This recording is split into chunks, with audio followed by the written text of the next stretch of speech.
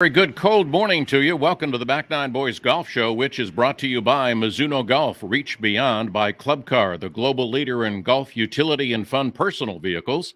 By RSM, proud sponsor of the RSM Classic, giving back right here to our communities.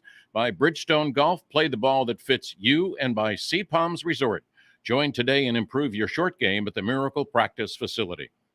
Today on the show, we're going to talk with Phil Kenyon, Director of Putting at Sea Island Golf Performance Center, about how important speed and distance is in your stroke, as if you already didn't know that. But he also has a great suggestion of what we all need to practice in order to lower our scores. And then we'll talk with Brad King, CEO of Stitch Golf, about their brand and their sponsorship of the college tournament just happened in North Carolina to honor legendary basketball coach Roy Williams.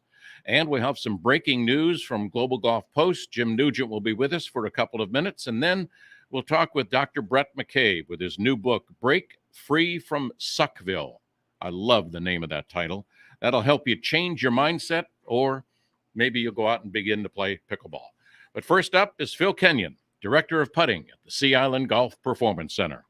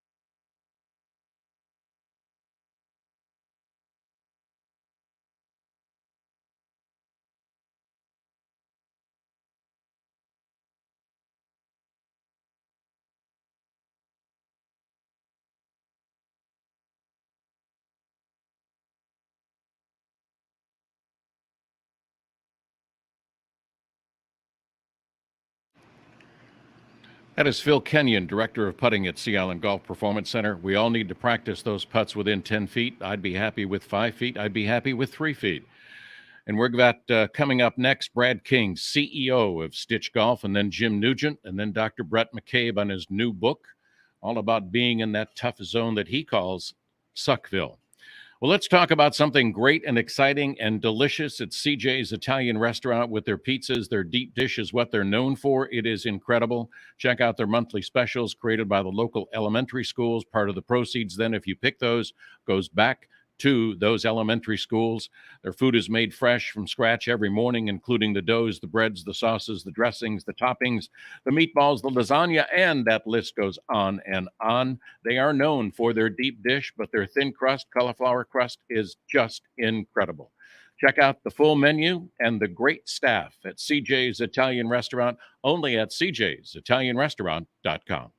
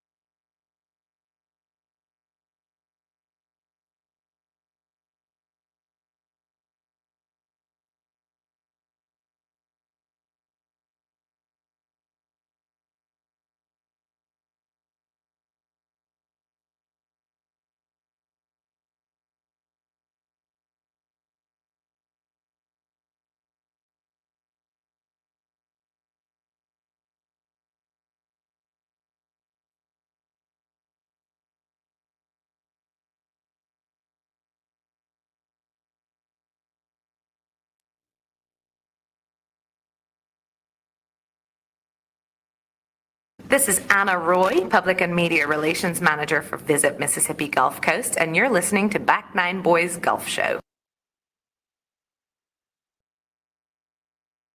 Is Brad King, CEO of Stitch Golf. Good morning, Brad, and welcome back to the Back Nine Boys Golf Show. Good morning there, Rich. How are you doing? I'm good. How are you? I'm awesome, man. Awesome. I've already made my bagel run this morning, so walk the dog. I'm ready to go. All right. Well, let's talk about being ready to go. How cool was it to be involved with the Roy Williams golf tournament at Eagle Point last week or this past week? You know, it was fantastic. I'm a NC State Wolfpacker, so obviously had a special dinner where Coach Williams and his wife Wanda were there. We had a bunch of the UNC supporters there. Coach DiBattista and assistant coach Matt Clark were there with the players. And it was awesome. I will say this, I was probably the only red in a sea of blue, but they're such good people. They put on an incredible tournament, and we were thrilled to be a part of it. As they said, putting on a great golf tournament for collegiate players and to attract the proper collegiate teams, it's all about venue, and Eagle Point was a fantastic venue for that event. Yeah, it is, and it's great teams that you had out there. I mean, you had Carolina, you had NC State, UNC ended up winning it, but you really had some good quality college teams. We absolutely did. I mean, obviously the Heels are an incredibly talented team this year. Of course, all the teams that were in the field are great teams, but Carolina is really, they're loaded with talent, and they're nice kids. In fact, the teams, all the kids from the teams were incredibly thankful for our support of the event. And, it was just, it was fun. We were able to, also provide a Korn Ferry exemption to the Rex Hospital Open, to the individual winner. And it was just fantastic. Well, you guys are involved not only on the PGA Tour and the Korn Ferry Tour and some others, but you do a lot with college. And I think that's great because not only from high school, but when they get into college, you do a lot with that kind of section as far as college golfers are concerned.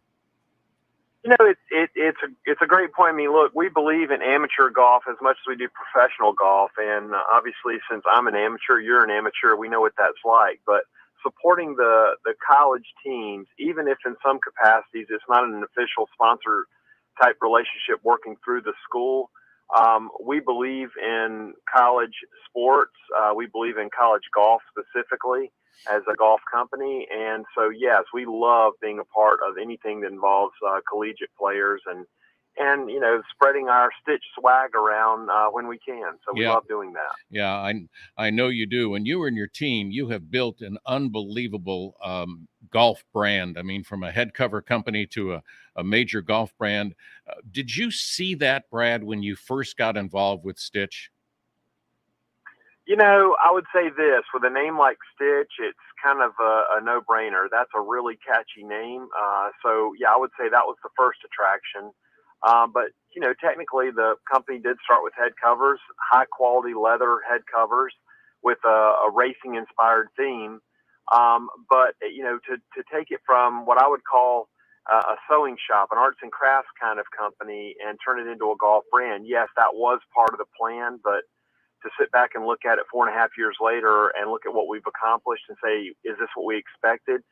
On some cases I would say yes. In other cases I would say I'm very surprised. To build a brand as fast as we built it, yeah, I would say is the one thing that sticks out to me as the most exciting. So, Brad, what's in the future? I mean, you've grown quite a bit over this time that you've been with them and leading them on. What's in the future for Stitch Golf? Yeah, it's a great question. So steady, predictable stair-step growth. We have a 3-channel strategy, green grass and, servicing the country clubs, working our way from eastern part of the United States, our backyard here in North Carolina, and working west across the country is one part of our strategy. Our e-commerce direct-to-consumer is another part of our strategy. And honestly, we've had such demand from the corporate side to get into providing corporate employee gifting, corporate apparel for employees, as well as customer gifting. And so that segment is really, we've seen a surge in that.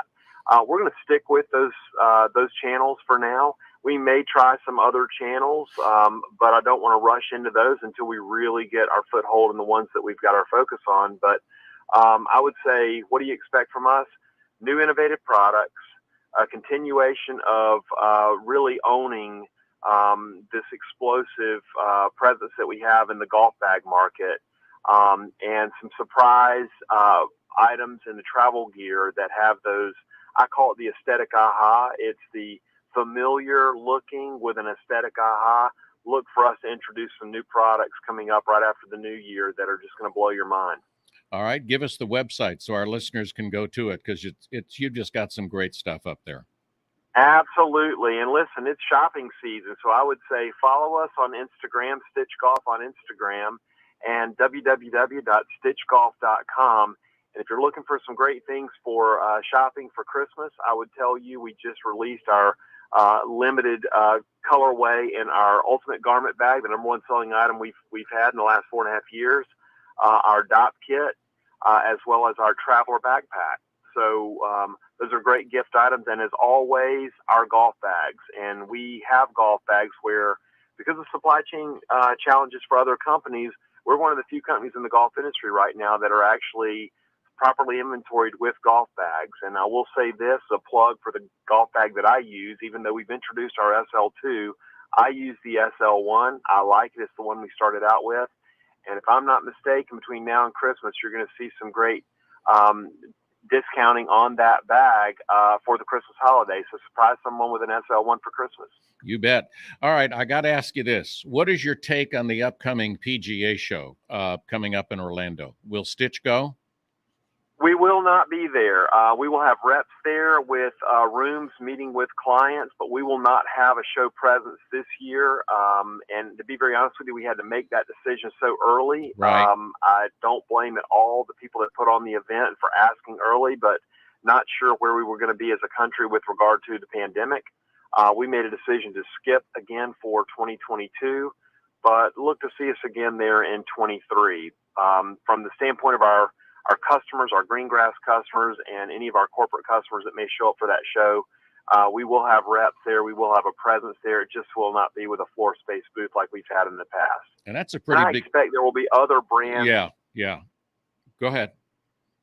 Yeah, I'll expect, there'll be other brands that do the same thing, but right. I think hopefully things will come back with a big bang for 23. Well, we hope so. And I know continued success for you and your team. And Brad, thanks for being with us this morning. Well, Rich, thanks to you and the Back Nine Boys for supporting Stitch and for having us on this morning. Appreciate it. Brad King, CEO of Stitch Golf, continued success with him, but we also have some big news on the new tour that is coming out. And with that info is Jim Nugent, good friend of Global Golf Post. Good morning, Jim. And what is hot right now? Good morning, Rich. How are you today? I'm wonderful. Thank you. So there was a little bit of news in the professional game this week. Yeah, just a little bit. Tell us about it. After months and months and months of rumors, finally Greg Norman emerged from the darkness. He is stepping aside from all of his businesses, 17 he claims, to become the commissioner of a new entity called LIV Golf. LIV means 24. I'm not sure what the significance of that is, but anyhow, right. The first step is to invest in a 10-year commitment to the Asian Tour, $100 million to resuscitate the Asian Tour, to create 10 very meaningful golf championships in Asia over the next decade. But that's just a prelude for what's to become. Funding this is the Saudi Arabia Sovereign Wealth Fund, and they have their eyes set on challenging the PGA Tour with a new professional golf league in the not too distant future. So obviously the Saudis have taken their gloves off. They're ready to jump into the ring, and their opponent is the PGA Tour. Last week, I know we talked a little bit about this, but we didn't know about Norman. What do you think his presence is going to mean? Does that give it more validity? Does that mean the PGA Tour needs to be more concerned than they were before? I don't think the tour is any more or less concerned because of Greg Norman's involvement, and I don't know that Greg's involvement gives the tour that much more validity. What it does give it, though, is star power and attention. Yeah. He is Greg Norman, Hall of Famer, one of the best players that ever played the game, lending his name to this effort. Validity, I don't think so. Credibility, potentially. Yeah, and then that puts a little bit more heightened highlight yellow marker on his tournament coming up in December, where you have a lot of the PGA guys going down there. I'm sure that will be something over a cup of coffee or a bottle of his wine that may come up as a topic while they're playing down in Naples. Well, it may be a topic that's discussed, but it'll be whispered because you won't hear a word of his involvement with this on television. That I can assure you. Yeah. Yeah, if it did, that would put a different look at it. Jim, thank you for the update. We appreciate you being with us, and we always like to have that breaking stuff that comes out on Global Golf Post. Thank you. The complete story can be found at globalgolfpost.com. I think your listeners will learn a lot from it. You got it. Jim, thanks for being with us, and thanks for wanting to be on with the Back Nine Boys Golf Show. Rich, thanks for having me on. Cheers. Okay. Oh, and go Dogs. You bet. Oh, yeah. The big game today. Jim Nugent, Global Golf Post. Just an interesting aspect with Greg Norman now being involved. We'll see how that pans out. We'll just have to keep up to date on what's going on. Keeping up to date also means updating your equipment. That means Mizuno Golf. They've always had the best irons in the game, and now they have the JPX 921 series, which offers feel and performance. The new STG 220 driver also offers maximum adjustability now with the combination of 3 tracks and 2 movable weights. And then their brand new bag of T22 wedges. They're really great. 3 finishes, 4 unique sole grinds to improve your short game. Check it all out. And all that's new with Mizuno at MizunoGolf.com. Nothing feels like Mizuno, so reach beyond.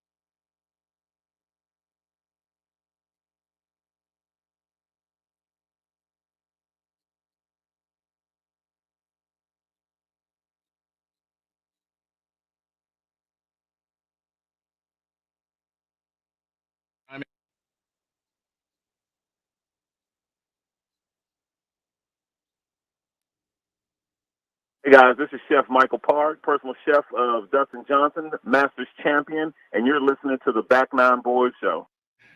And welcome back. I'm Rich Stiles. We are so glad you're with us, and I am looking forward to this interview. Are you playing to your potential? How do you do that? Well, Dr. Brett McCabe has written a book, Break Free from Suckville, and that's only to help you and I and everybody out there. Good morning, Dr. Brett, and welcome back to the Back Nine Boys Golf Show. Thanks for having me. It's great to be here.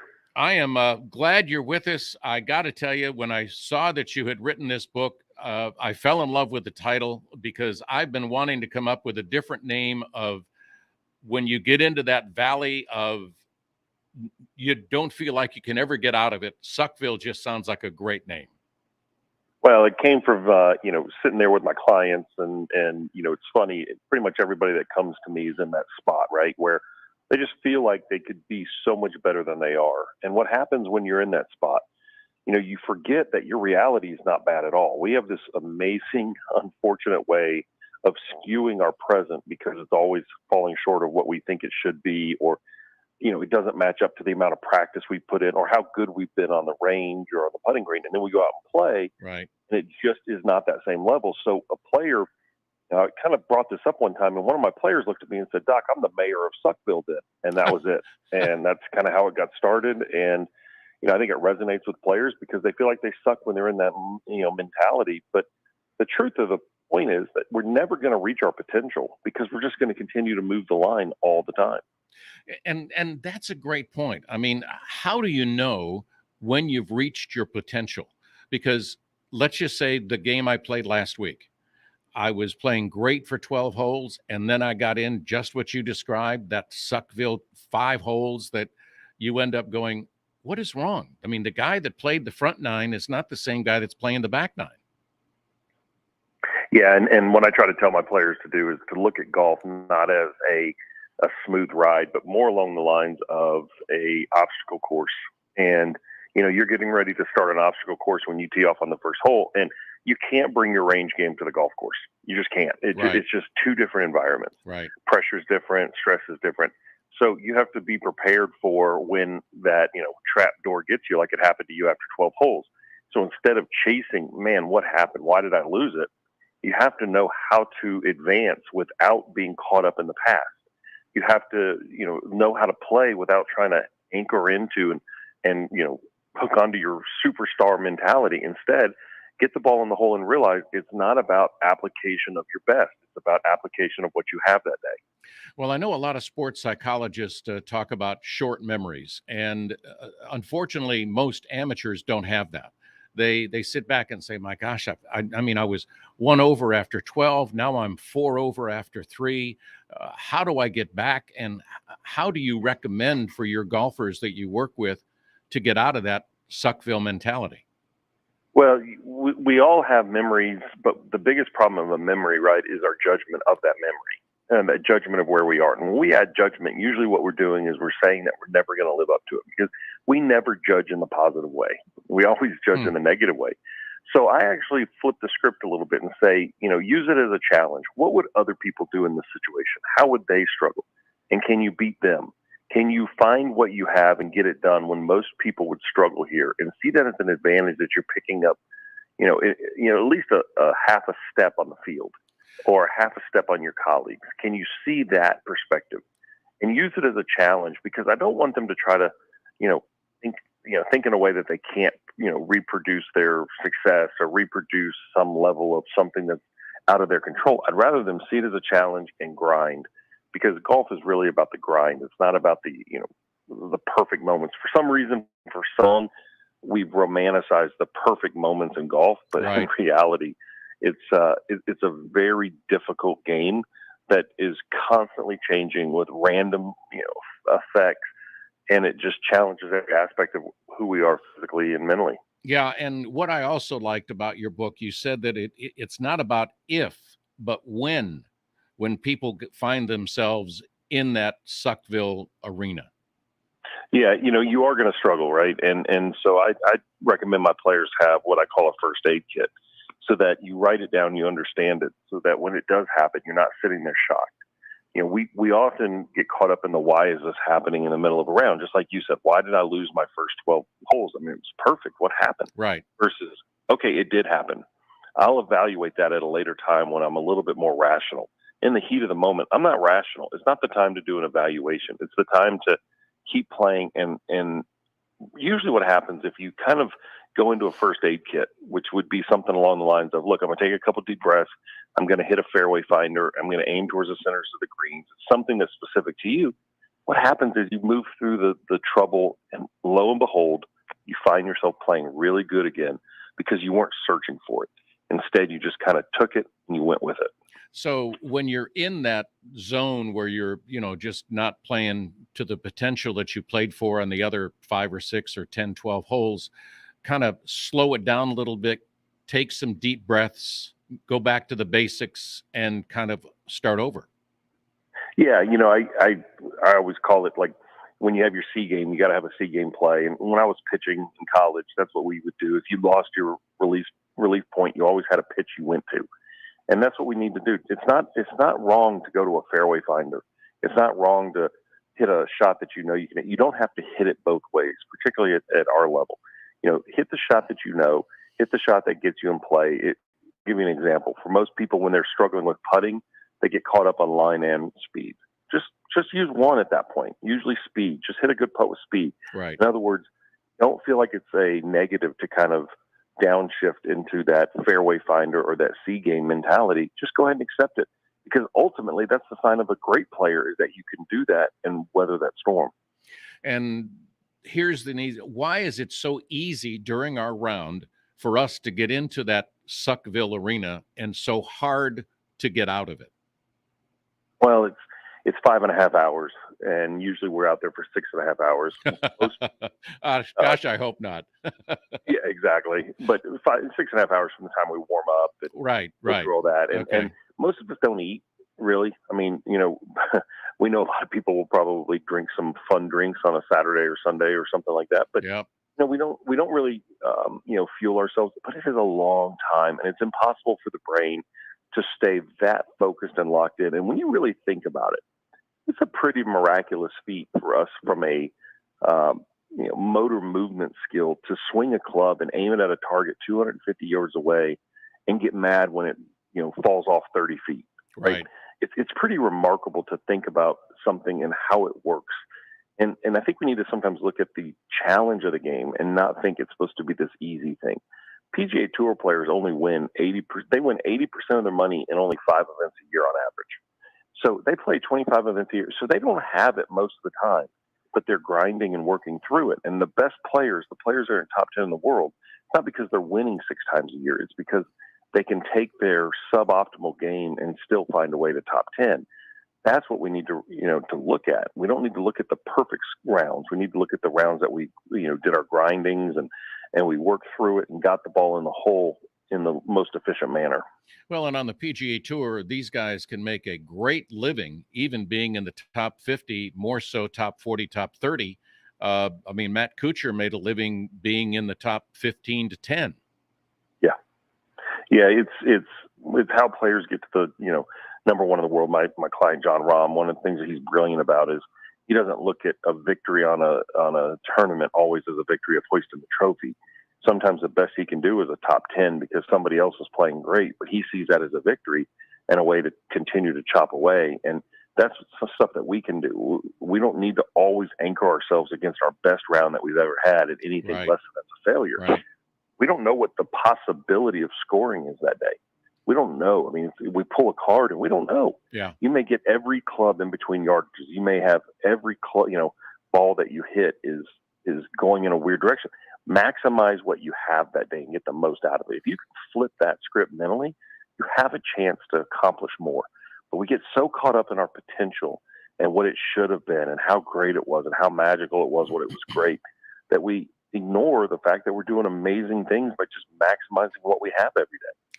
Well, I've got to tell you mentioned John Rahm. I think over the past year to 2 years, he has just changed his mental approach to the game, his enjoyment, his joy, the way that he's playing that game. It is very evident that he is in a different state mentally when he gets on the golf course, unlike when he was showing his anger and his frustration. But you've done wonderful things with him.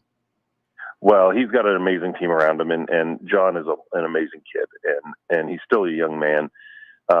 It's great to see his maturation. He's kind of doing the Rory experience, who's growing up and getting very wise in the game. I've told John forever he's going to be a villain in the United States every 2 years for a long time, and so he needs to be prepared to handle that. But people will respect him because of the way he treats it and the way he loves it in the Ryder Cup.